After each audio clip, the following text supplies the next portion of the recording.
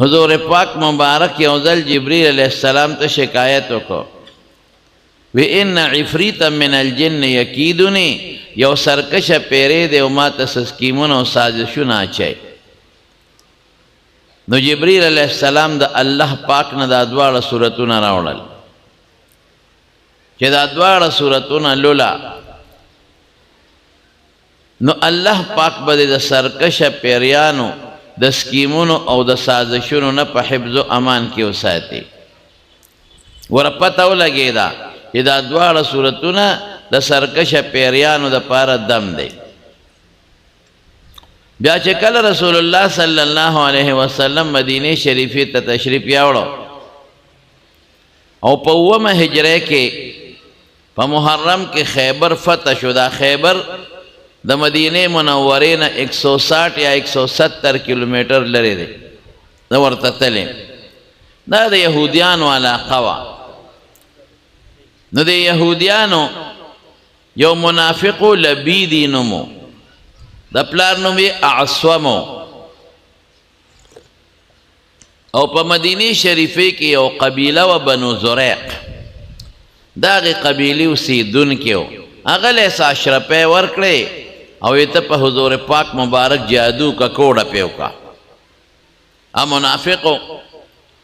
منافق څه ته وایي منافق دې ته وایي چې په زړه کې کافري او په خولې د اسلام خبرې کوي دې ته منافق وایي منځونه هم کوي خو باقاعده د منافقینو به حضور پاک پسې منځونه هم کول مجلس کې به هم کېناستېدل او جهادونو لا هم ګورې ورسره تلي دي بعضې نو دې منافقو د زړه نه حضور پاک نو خوښ اوس هم ګورې په دې ځان پوه کې کم سړی چې د زړه نه دین نه خوښ د زړه نه د شریعت حکمونه نه خوښ او د قرآن احکامات د زړه نه نه خوښ او سپک ورته ګوري نو د قرآن او د شریعت چې د قرآن کوم احکامات دي یا د شریعت احکامات دي دې ته چې څوک سپک ګوري دا مسلمان نه دا کافری په خولې به وي مسلمان مونځ به هم کوي ږیره به هم وي روژې به هم وایي زه نیسم صدقې م ورکوم ځان ته مسلمان هم ویم عبدالله ابن ابی خو د حضور پاک سره جهادونه کول باقاعده په جهاد کې شرکت کړی دی قرآن وایي لئن رجعنا الى المدینة لیخرجن الاعز منها الاذل چې کله به موقع منتر د پیغمبر علیه السلام او د صحابه سپکه به بیا وي نو په دې باندې انسان نه تېروځي مړه خو مونځ کوي روژې نیسي صدقې م ورکوي دا خو د مسلمانانو وطن دی په دې ځان بچ کوي او ځان ته خو کافر نه وي ځان ته مسلمان وایي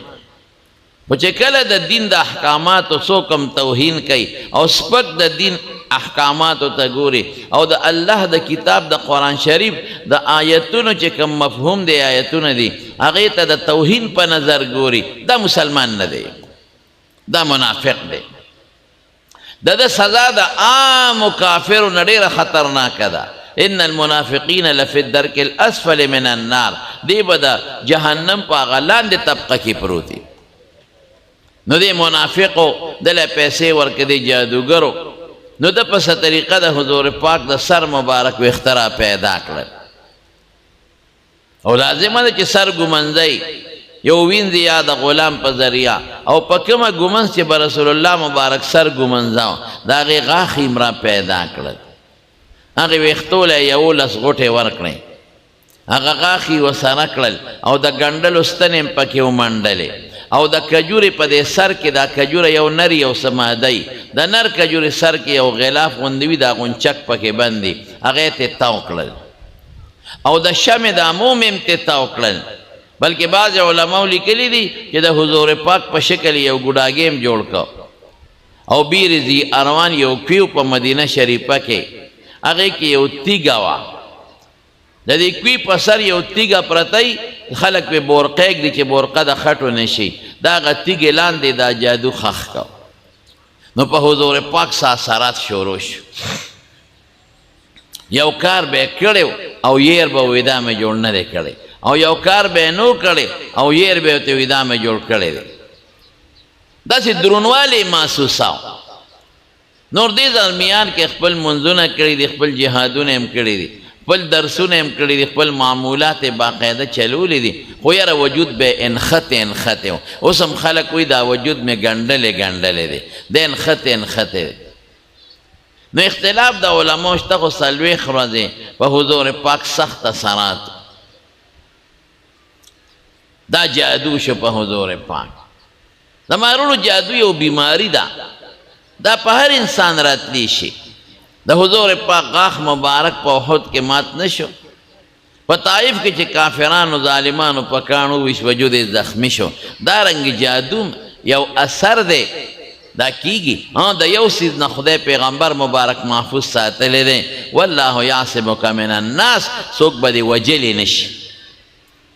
دا طاقت به خدای چالم نه ورکوي چې تا څوک مړ کړي د دې حفاظت به د الله کوي لیکن د دې نه علاوه بعض تکلیفات د دنیا دا په پیغمبر راځي یو په خدای دا نه راځي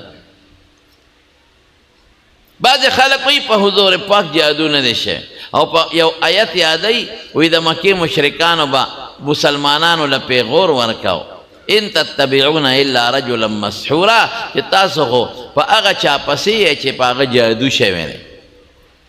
نو که دا جادو پیو چې خو د هغې پیغور بیا ټیک شو که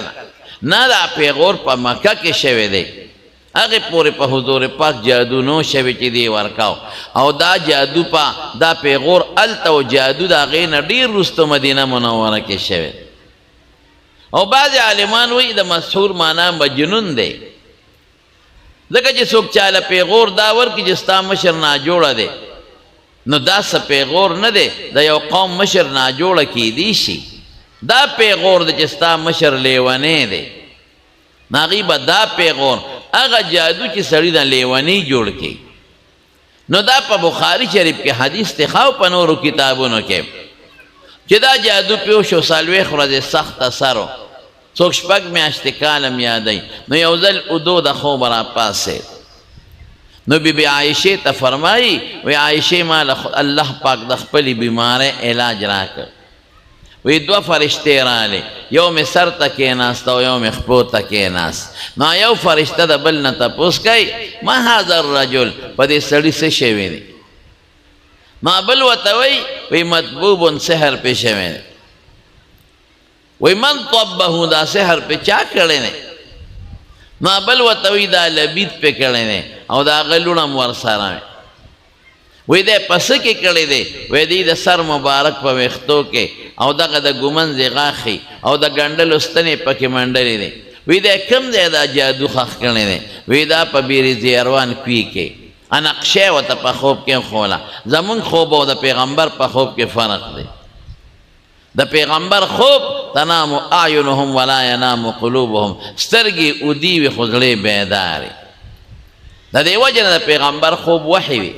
زمون خوب شرعي دلیل نه ټیک د بشارت پیدا کوي مبشرات ورته حضور پاک ویلی دي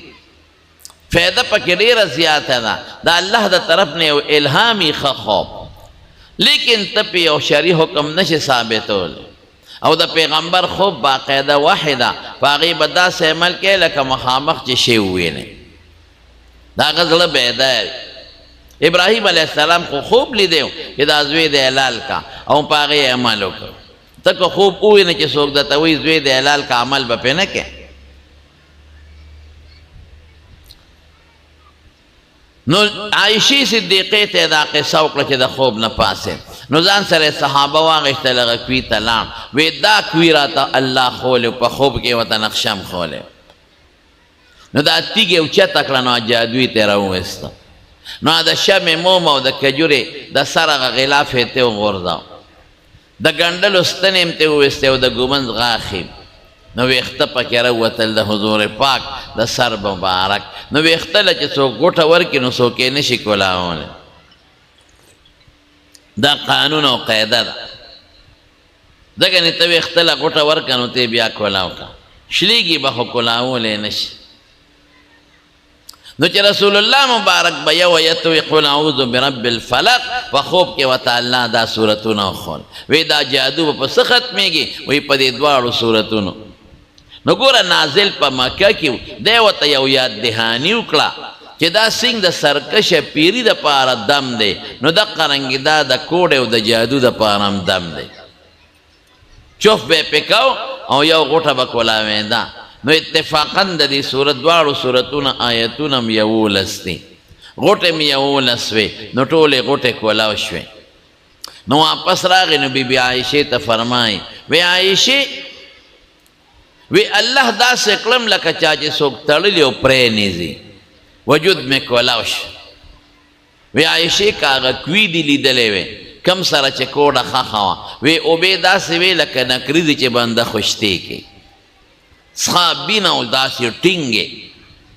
او د هغه کوي په غاړه چې کوم باغ و کاغه دي لیدلی وې د هغې د کجورې دا بوټي داسې څخه و کأن رؤوسها رؤوس الشیطان لکه د شیطان د سرونو په شان دی بد شکل نو عالمان لیکي وی دې نه معلومیږي چې د جادو اثر په نباتاتو په جماداتو هم کېږي په اوبو او په کاڼو بوټو هم کېږي پښتانه نه وی وی جادو یا نظر کاڼ هم چای دا جادو ختم شو عائشہ بی بی ورته سوای وی دا الله رسوله د دې تحقیق نه کو چې دا چا د اروانې کړي دي چې سزا ولا ورکو حضور پاک له الله ښکلې خوی ورکړی وی عایشې زه اسم الله پاک جوړ کړم نو د خدای مخلوق ته ضرر ولې ورسو خلک یې معاف کړه نو دا د سحر او د کوډې او د جادو دپاره یو دم شو بس سار وختي دا دواړه لولی وسره دوه نور هم ملګري کې قل هو الله احد او قل یا ایها الکافرون او که آیت الکرسی مرګري که ډېر بخي ځکه ترمذي شریف کې حدیث دی د غول او د جناتو دپاره هغه هم دم دی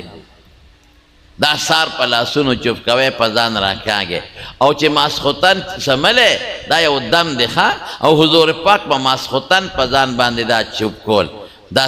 دواړه صورتونه او څوک یې قل یا ایها الکافرون او قل هو الله احد به موثره او زو او آیت الکرسی د شپې لوستل په حدیثو کې ثابت دی نو آیت الکرسی او سوره اخلاص او قل یا ایها الکافرون دا دواړه صورتونه دا ماسخوتن چې وده کېږي دا لولی او په لاس یې چوپ کوئ او چې د وجود کم ځای ته ملاس رسي په هغې یې راکاږئ د دې نه ښکلی دم بل کم دی دمونه ثابت دی ښه بعضې خلک دم نه مني دې زمانه کې داسې سپیره خلک راوتلی وی دمونه په څه ته وایي دا مخکې زمانه کې و د معتزله زمانه کې هغوی به هم دا خبرې کولې د حضور پاک یو حدیث به هم په دلیل کې پیش کاو وی او یا زره کسان بی حساب بی کتاب به جنت ته ځي دا به څوک هم الذین دا هغه خسان دي لا یکتوون چې علاج به نه کوي علاج به کوي دا د سوي علاج به پخوا کوي ولا یسترقون د چانه به مطالبې د دمونو نه کوي دمګري پسې به نه ګرځي چې راشه په ما دمونه واچوه وعلى ربهم یتوکلون په خدای به توکل کوي او من استرقا چا چې خلکو نه دمګري پسې څوک ګرځي چې راشه ما باندې دم واچا فقط برئ من التوکل دی د توکل نه بری دی د په خدای اعتماد نشته په دم اعتماد دی دا خبرې به خلکو ته کوله او عقلي خبره به هم کوله مړه وي دم سره خو د خولې نه هوا راوځي که نه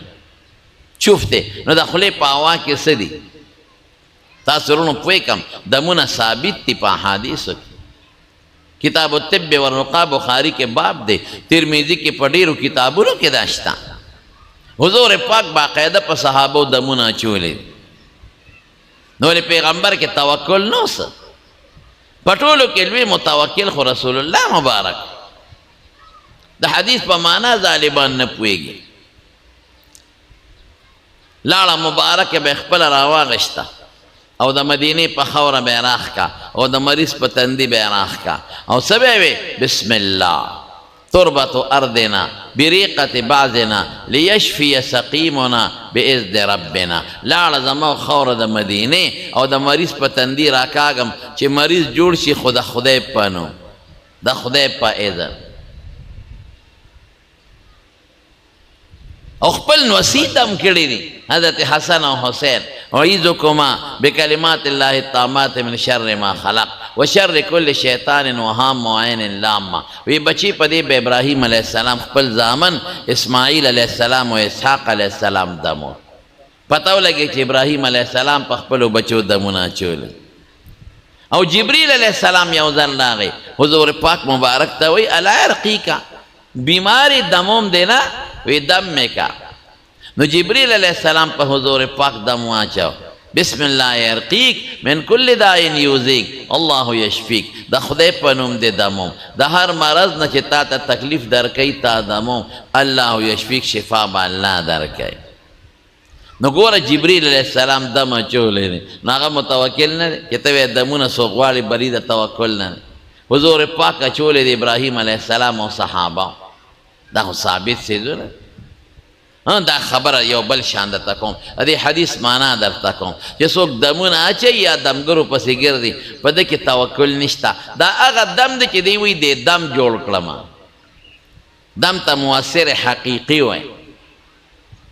یا علاج کوي د علاج جوړ کړم، ډاکټر جوړ کړم. هلکه موږ چې دم استعمالو نو موږ څه وایو چې دم جوړ کړو، که موږ وایو چې الله جوړ کړو؟ الله جوړ کړو. دم خو یو سبب دی، په دې سبب کې تاثیر د جوړوالي خو الله پیدا کوي. نو که ته وایې دم ما چوه د توکل خلاف، نو دا تعطیل الاسباب دی. توکل په الله بروسه چې دم استعمال کا، خو دې دم باندې اعتماد مه کوه، دا یو سبب وګڼه. دا نتیجه په دې دم الله را مرتب کوي، تاثیر پکې الله پیدا کوي. کته وی ډاکټر لاړم ډاکټر جوړ کړم او دې دارو جوړ کړم، نو دا د توکل په الله او نه که په دارو دې وکړل، دا ګناه ده. او کته وی د دارو سره جوړ شوم او الله جوړ کړم، نو په خدای دې باروسه وکړه. ډېر کاره ته به علاج کې او جوړېږي به نه. دغه ډاکټر چې ټول عمر د خلکو علاج کې دا ولې مري، بیماري پرې راشي بیا د ځان علاج نه ورځي. دم جوړول نشي کولی، دا یو سبب دی. په دې دم د جوړولو اثر الله مرتب کوي. عقیدہ بدیسی کہ پدے دم کے شفا اللہ چاہی، دا ڈاکٹر پلاس کے شفا اللہ چاہی، پدے اوبوس کلو کہ دا تند ختمولو دا وجود فیدہ اللہ پہ برابر ہے. اسباب صرف دا سبب پہ حیثیت بالے، نتیجہ پہ اللہ مرتب کئے. دیتا مفضی وی موجب اللہ دے. نو دمونه حضور پاک لکه پیغمبر نه غټ متوکل بلشتا، جبریل نه څوک متوکل بلشتا، ابراهیم علیه السلام نه غټ متوکل بلشتا. نو دمونه ثابت دي. دا د بادشاہ دربار کې پخوا د یو ملا صاحب او د معتزلي مناظره. نو معتزلي وی دم نشته او دغه دلایل وي. ملا صاحب جوابونه ورکول، خو معتزلی یو بل دلیل وی، مړوي دم خو د خولې چوپ دی، هوا ده، نو په چوپ کې څه زور دی. واقعي دی یو سړی غاښ خوږېږي او ته ولې پوکي ورکړې، نو په پوکو خو غاښ نه جوړېږي. پوکې نه پکې ورته ولګه، نو په هغې به ته غاښ ټیک کې ډاکټر له بوځه. یا د هغه په خېټه درد دی او ته ولې وایي چوپ چوپ کې پوکي ورکړې. پوکي نه چې ښه مضبوط ایئر کنډیشن او 15 پکې ورته ولګېم، والله که ته خېټې نه درد وباس. نو دا خبرې کولې خلک یې ټول په لړزان اچولې. نو ملا صاحب د اهل سنت والجماعت هغه ورته کنځل شروع کړل د بادشاه په دربار کې، ستا ښځه او لور او خور. هغه یې سم وکنځه. نو هغه معتزلي ملا سترګې سرې شوې او رنګ یې زیړ شو، ولې بېعزتي وشوه. بادشاہ تو بادشاہ سلامت، ملا صاحب سره دلیل نشته، نو په شخړو او په کنځلو سر شو. بادشاہ هم غصه شو، وی کوتک ته ګوته سرمن دی وباسه. دا خو تا زما د دربار بېعزتي وکړه چې زما په مجلس کې خلکو ته کنځلې کې، دلیل د سره نشته، نو په کنځلو سر شو. ملا صاحب ورته وی بادشاہ سلامت ولې غصه شوې، کوتک ته یې ګوتې کړې. او دا معتزلی مولا ولې غصه شو، سترګې وپړسېدې او رنګونه بدلی را بدلی. وی کنځل دې ونه کړه، ډک مجلس کې زرګونو خلکو مخکې د کنځل وکړل زما د دربار بېعزتي دې وکړه او ته وایې تاسو ولې غوسه شوې ملا صاحب ورته وایي دا خو زما د خولې نه هوا ووته ته خو پخپله وایې چې په هوا کې زور نشته هوا زور دې ولیده دا تش اواني دا دم دا د قرآن شریف الفاظي یا د احادیثو یا صحیح الفاظي نو هغه الفاظو له وجود شته خو موږ ته نه ښکاري او د قیامت پر ورځ به دا وجودونه بیا موږ ته ښکاري نو چې تا چوف کړې تش اواني هغه الفاظي وسر قسم دی حضور پاک مبارک حضرت علی صاحب سترګې خوږېدې په خیبر کې هغه له جنډه ورکړه او سترګې خوږېدې نو حضرت علی صاحب باندې دم واچو او په سترګې وله لاړې مبارکې م ورسره تو کړې علي صاحب وایي داسې مې سترګې جوړې شوې لګاړو چې چېرته خوږ شوې نه یو بل صحابي دی عبدالله ابن عتیق په خیبر کې هم یو کافر پسې تلی د هغه خپه ماته شوې وه حضور پاک په لاس کېښوده ولی دم کړی هغه وایي داسې مې خپه خدای جوړه کړه چې اړو لکه ناجوړه شوې نه نو دا یو وجودي چې ته دم چوف کې نو وجود په دې مساماتو کې ورننوځي کوم ځای نه چې خوله راوځي نو وینې سره خدای یو ځای کړي نو د مرض ځای ته الله ورسوي نو دمونه ثابت دي دا دواړه صورتونه د کوډې او د جادو دپاره دم شو هم د سحر دم شو جادو هم د سرکشه پیریانو او د جنات او د شیطانانو د سکیمونو دپاره دم شو دا وایې ښه سار او ماسخوتن او ما د سره ورته سره درې څیزونه نور هم یو ځای کړل سوره اخلاص قل یا ایها الکافرون او آیت الکرسی پلاس چوپ کوئ او ټول وجود باندې راکاږئ خو یقین او ایمان به په دې ساتئ چې دا یو سبب دی په دې کې اثر به څوک پیدا کوي الله پاک د جوړول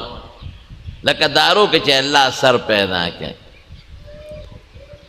تاریخ کې راځي لقمان حکیم صاحب سره د دستونو پوڼې وې دارو به یې ورکول پوره حکیم او څوک وی لا پیغمبر هم او چې چا به دستونه پوڼې به یې ورکړه الله او په خپله د دستونو د لاسه مړ شو د خېټې د بیمارۍ د لاس بعضې خلک لا دونه مبالغه کوي وایي چې اوبو ته به یې واچولې اوبه به یې ودرولې دا مبالغه ده اوس به د دې دواړو صورتونو مختصره ترجمه درته ما درته وختي وي چې طالبانو هغه اوږدې خبرې نه شو کولی موږ طالبانو ته کوو عوامو ته یې نه کوو اسانه ترجمه قل اوایه ای محبوبه بلکې تا ته م وایي هر چا ته وایي قل اوایه د قرآن لوستونکیه هر څوک چې یې او په هره زمانه کې چې یې مسلمان ته وایي اعوذ پناه نیسم برب الفلق په رب د سبا د الله لوی قدرت ته اشارت شو رب د سبا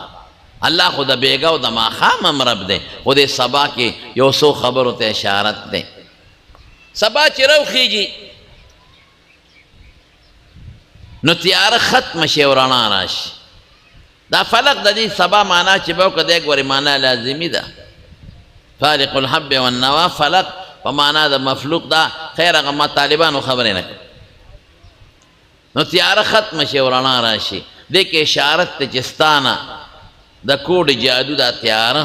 دا به ختمه شي د روغ صحت رڼا به راشي یا د سکیمونو سازشونو تیاره به ختمه شي د امن رڼا به راشي او اشاره دا هم ده چې د امت نه د ګمراهۍ او د شرکیات او د کفریاتو تیارې به ختم شي او د ایمان او د هدایت رڼاګانې به راشي او د خدای لوی قدرت ته اشاره ده د مارونو چې سبا روخیږي ګوره شپه ختمه شوه ورځ راله دومره رڼا ته په بجلو نشي پیدا کړو موسمونه بدل شو د شپې جدا موسمي د ورځې جدا موسم په دې کائناتو کې لوی انقلاب راشي بعضې حیوانات د شپې راپاسې راویښ شي او د ورځې وده کېږي لکه خاپیرکان او بعضې د ورځې د شپې ودي او د ورځې راپاسي په موسم کې په هر څیز کې یو انقلاب راشي سبا خطو سره دا دومره لوی انقلاب راوستونکی څوک دی رب العالمین رب معنا په قلاره قلاره یو شی را پیدا کوونکی نو په دې ذات پناه نیسم او دا وخت هم ډېر برکتي وخت دی تېره سبا من شر ما خلق د کل مخلوق د شر ما هغه څیزونه چې الله پیدا کړي پتہ ولګېده چې الله پاک د سبا او د زمانې رب دی، الله د دې موسمونو بدلولو رب دی، الله د دې ټولو کائناتو رب دی، الله تیاره ختمي رڼا راولي، الله موسمونه چینج کوي او الله په بعضې حیواناتو خوب راولي او بعضې راویښوي. دا ډېر لوی طاقت د خدای لوی قدرت ته اشارت دی. دا معلومه شوه چې د ټول مخلوق باندې شر چې راځي دا د چا په قبضه کې دی؟ د الله. او لرې کوونکی څوک دی؟ الله. شر څه چې دا وایي چې هغه ضرر چې انسان ته متاثري یا حیوان که بذاتي که بالواسطه. او پناه نیسم من شر غاسق د شر د تیارې شپې نه چې کله خوره شي. دې ته زموږ طالبان تخصیص بعد التعمیم وایي. او دا وی ولی وی ځکه عموما چې څوک په چاکوډه جادو کوي په ښه تیاره شپه کې کوي، څوک چاته سکیم جوړوي دې وخت کې جوړوي، غل غلا دې وخت کې کوي، ډاکو ډاکه دې وخت کې کوي، څوک درته نقصان رسوي دا وخت کې کوي. غسق اصل کې ډکوالي ته وایي او وقوف په اصل کې داخلېدو ته وایي. نو هغه لیل غاسق هغه د تیارې ډکه شپه